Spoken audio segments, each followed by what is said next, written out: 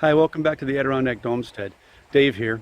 Just wanted to give you an update to let you know where we're at as far as our project. I'm going to turn the camera around and show you what's happening. Okay, so this is the future shop, and underneath this black tarp right here are 6 rather large triangular skylights. 5 for the south-facing wall and 1 that goes up higher on the main dome. Underneath this pile right here, this is all a lot of very large rolls of insulation that we ordered from the company. These are very large, wide bats. I mean, they're basically, most of them are as wide as you see. They are that wide. And then we cut them using a fillet knife and a template to fit them into each space so that there aren't any extra gaps. It fills the whole space. As you can see, we can walk way back in here now. We've been pulling out a lot of material. So underneath all of this stuff now is the majority of the stuff. You can see there's pallets of shingles. There's actually shingles right here in the way, and I can't lift those on a full pallet with my tractor. It's far too heavy. And there's more shingles back over there. So I've got 5 pallets of shingles.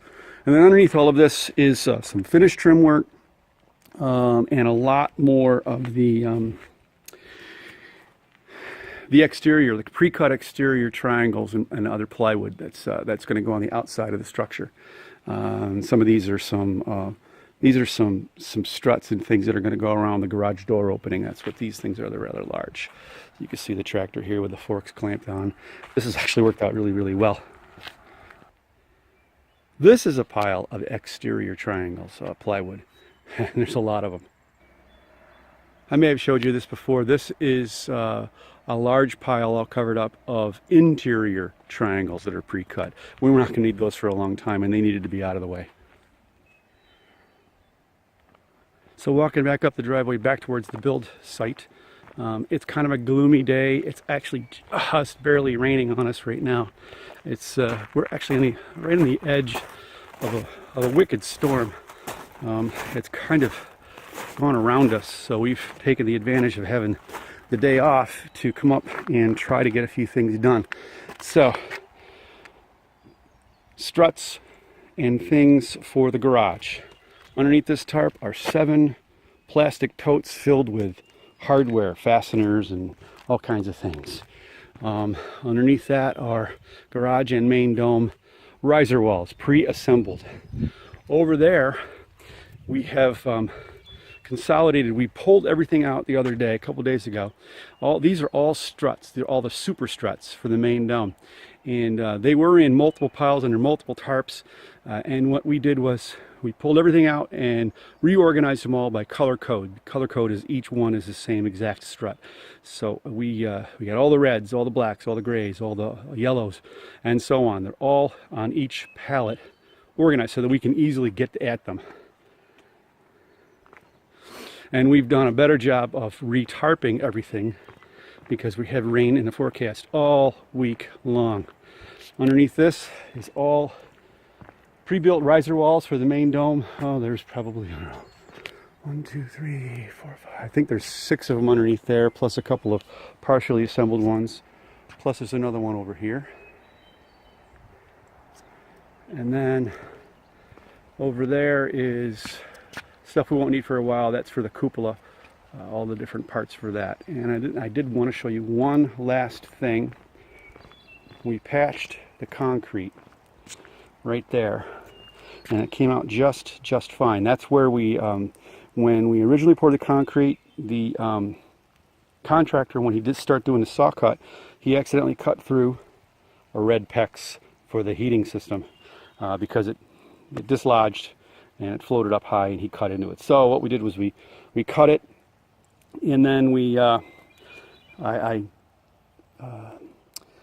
I got different connectors and basically patched it, put them down as far as I could, wrapped them in plastic so that none of the metal and clamps and anything like that would be attacked by the concrete.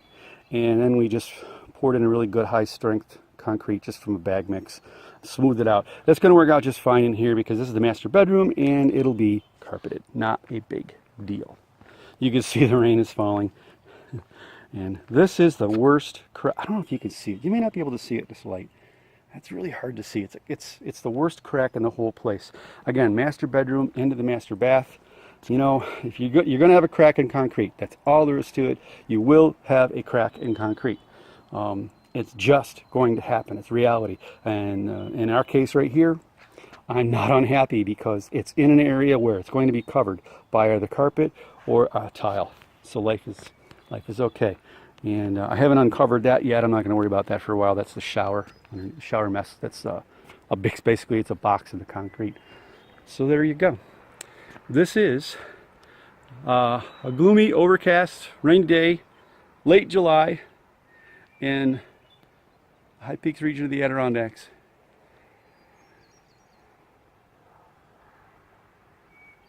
Still beautiful. Still love it here. Always remember, life is good in the Adirondacks. Shh. There's something crawling around over in the wild blueberries. Let's go see where it is. Is it a bear? No, it's not a bear. It's a girlfriend. Adirondack low bush blueberry.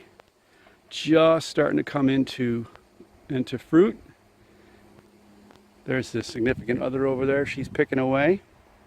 We have been doing this for a couple days now. We spend about an hour at the most doing it each time we come out and pick. And it's just, you know, it's a nice little way to get some extra fruit. This is what we're doing. We're using these things. It's a rake, a blueberry rake. And you can see that they're starting to come in. And we're going to have blueberries throughout the season because we take these home, we'll clean them up, wash them up, put them on a pan, freeze them, and then bag them.